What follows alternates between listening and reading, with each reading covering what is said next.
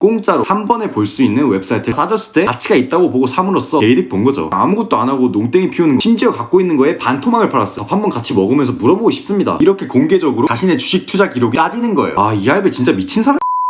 안녕하세요, 타민입니다. 자, 오늘은 주식 투자의 대가들은 어떻게 주식 투자를 하는지 컨닝할 수 있는 방법에 대해서 알아보려고 합니다. 이게 무슨 소리야? 그러니까 우리가 워렌 버핏, 찰리 먼거 같은 전설들이 어떤 주식을 샀는지 알 수 있다는 겁니다. 심지어 공짜로 우리 집 방구석에서 그냥 편안하게 볼 수 있어요. 바로 이 13F 파일링 덕분인데, 이게 뭐냐? 매 분기마다 1억 달러 이상의 자산 규모의 펀드를 운영하는 매니저들은 미국 증권거래위원회 SEC가 요구하는 대로 13F라는 문서를 제출해야 돼요. 이 문서에는 자기 포트폴리오에 어떤 주식을 지금 갖고 있는지, 분기 동안 사고 판 주식이 어떤 건지 이런 내역을 전부 넣어야 됩니다. 그러니까 이런 큰 돈 굴리는 사람들은 자기들이 보여주고 싶지 않아도 이렇게 공개적으로 자신의 주식 투자 기록이 따지는 거예요. 야, 이럴 바엔 그냥 나처럼 100만원으로 개미 투자자.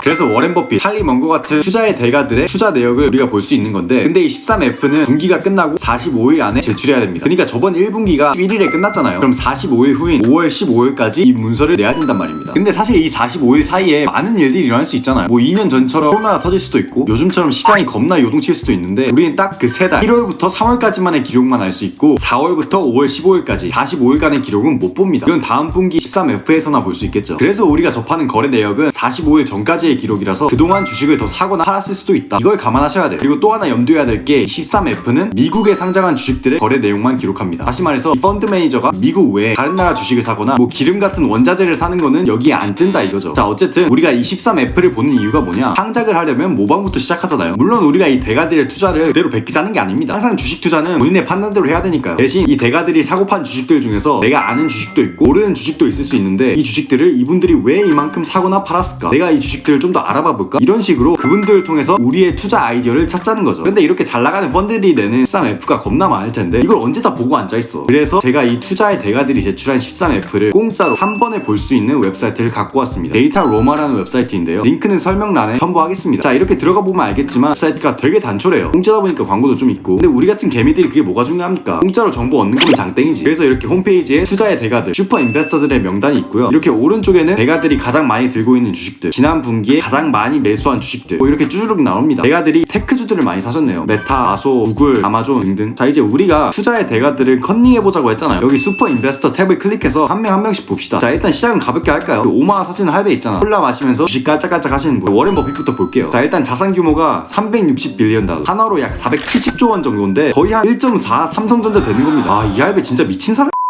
어쨌든 버핏이 뭐 사는지부터 봅시다. 자, 버핏이 들고 있는 주식들은 홀딩스 탭에서 볼 수 있고요. 역시 거대 기업이라서 주식들이 겁나 많습니다. 그 다음에 이 액티비티 탭을 클릭하면 분기별로 거래 내역이 나옵니다. 1분기 바쁘셨네요. 뭐 사고 판 게 많은데 버핏의 자금 규모가 워낙 크다 보니까 여기 보시면 아시겠지만 매매마다 전체 포트폴리오에 주는 영향이 작습니다. 그리고 규모가 크다 보니까 버핏은 포트폴리오에 영향을 주는 주식을 사려면 항상 시총이 큰 기업을 사야 된단 말이죠. 그래서 새로운 주식 사는 경우가 많이 없습니다. 지난 분기들도 보면 이 바이라고 써져 있어야 새로운 주식을 산 거거든요. 애드는 들고 있던 주식을 추매한 거고요. 근데 보시다시피 바이가 많이 없는데 이번 분기에는 다양하게 많이 샀습니다. 정유회사 옥시덴토, 테크주 HP, 은행주 시티, 미디어주 패러마운트. 눈에 띄는 점은 정유회사에 크게 투자했다는 건데, 여기 보면 쉐브론 지분을 거의 3배, 포트폴리오에 5%나 올렸죠. 옥시덴털이라는 정유회사도 크게 사서 2%나 됩니다. 그러니까 이 하락장에서 유일하게 살아남은 게 이 에너지 섹터인데, 버핏은 이 정유회사가 싸졌을 때 가치가 있다고 보고 삼으로써 요즘 유가가 미친듯이 오를 때 개이득 본 거죠. 자, 그 다음은 워렌 버핏의 영원한 깐부죠. 찰리 먼거의 포트폴리오를 볼까요? 찰리 먼거도 버크셔 외에 데일리 저널 코퍼레이션이라는 투자회사를 운영 중입니다. 그래서 클릭을 해보면 뭐야, 이거밖에 없어? 보면 총 5개밖에 없는데요. 심지어 뱅크 오브 아메리카랑 웰스파고가 제일 많은데 2개를 합치면 80%. 그러니까 대부분이 은행주인 겁니다. 자, 이번엔 분기별 매매 내역을 보면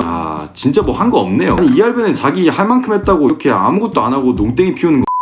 네, 어쨌든 이번 분기에 먼거가 한 게 딱 한 가지입니다. 알리바바를 판 거. 심지어 갖고 있는 거에 반토막을 팔았어. 2021년부터 꾸준히 사왔던 주식인데 이걸 이렇게 갑자기 판다고? 이 알리바바를 판 이유에 대해서는 여러 가지 추측이 있습니다. 알리바바가 먼거가 샀을 때보다 많이 떨어져서 손절을 쳐가지고 이절로 번 돈에 내는 세금을 줄이려고 했다는 얘기도 있고, 중국의 코로나 정책이나 러시아 우크라이나 전쟁으로 인한 경제 제재, 뭐 이런 이유들로 인해서 기업의 펀더멘털이 많이 바뀌어서 팔았다는 추측도 있는데, 어쨌든 정확한 이유는 모르지만 반이나 팔았다는 거는 우리가 계속 좀 관심을 갖고 지켜볼 필요가 있겠네요. 마지막으로 살펴볼 투자의 대가는 마이클 버리입니다. 영화 빅숏을 본 분들은 아시겠지만 2008년 부동산 서브프라임 모기지 폭락을 예측해서 떼돈을 번 사람이죠. 이분이 운영하는 사이언 에셋 매니지먼트를 봅시다. 자, 지난 분기 거래 내역을 보면 굉장히 드라마틱하네요. 아예 팔아서 정리한 주식이 5개나 되고 새로 산 주식이 무려 10개나 됩니다. 뭐 여행사인 부킹 홀딩스, 미디어 회사 워너 브라더스, 테크 기업 구글이랑 메타, 그리고 보험회사인 시그나, 이 주식들을 모두 포트폴리오에 각각 11% 정도까지 샀어요. 정말 이런 거 볼 때마다 진짜 기회가 된다면 밥 한번 같이 먹으면서 물어보고 싶습니다. 아니 이 주식들 왜 샀는지, 나도 지금 들어가야 되는지. 이래서 버핏과의 점심 경매가 그렇게 비싼 건가?